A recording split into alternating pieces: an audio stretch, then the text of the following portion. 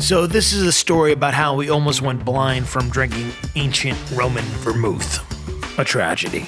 No, a comedy. Sorry. All right, so Peter and I are best friends, and we're not chefs. We're normal guys. Well, sorta. I'm a director who works in advertising, aka a bullshit artist. Bullshit artist. Bullshit artist. And Peter is a master mechanic. Very loud.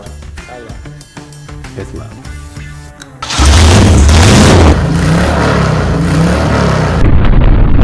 And we really work hard. We have no time off. So when we do have time off, we don't just have dinner. We go deeper than that. And we got this friend, Matthias.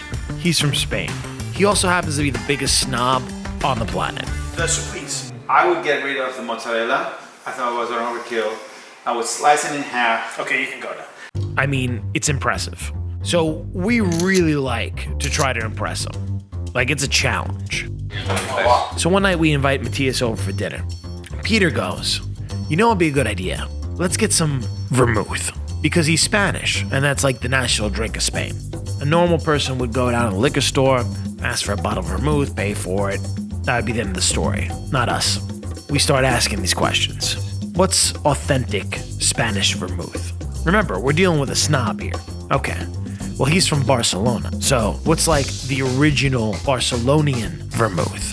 And then we start asking, well, what's like the oldest, most authentic vermouth? And eventually, we find this recipe in a 2,000-year-old cookbook written by this guy named Apicius for Roman vermouth. So, obviously, we're making this stuff now. Now, this isn't something you can just run down to your booze barn and pick up. They don't make this stuff anymore. In fact, we had to get the recipe translated from a guy from Columbia University and then translated it again into something that resembled English, because I don't know what a Theban ounce is because it's not on my Cuisinart. From there, we had to find specialty shops, talk to anthropologists about what kind of herbs they would have used and why.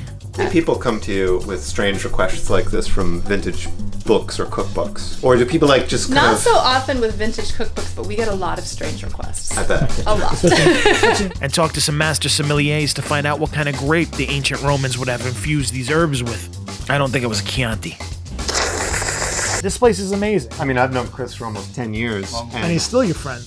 Well, you know, we drink. And then finally, we had to try to put it together without going blind. But you don't know what the ratio is. No, that's not about that. And then... Not as easy as it sounds. There were some bumps in the road.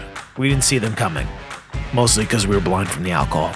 We thought it was illegal to buy Everclear in the state, but apparently it's not. 95% alcohol by volume.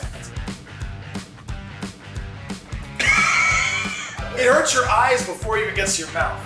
It's the highest quality, though. I don't know what the lowest quality would be. So this is what we do. It's a Tuesday night, we're having a friend over for dinner, and we want to bring back an ancient Roman vermouth because why wouldn't we? Can we figure out the recipe? Can we impress Matthias? Can we do it all without going blind? Cheers. Well, let's show you how we brought back this dish.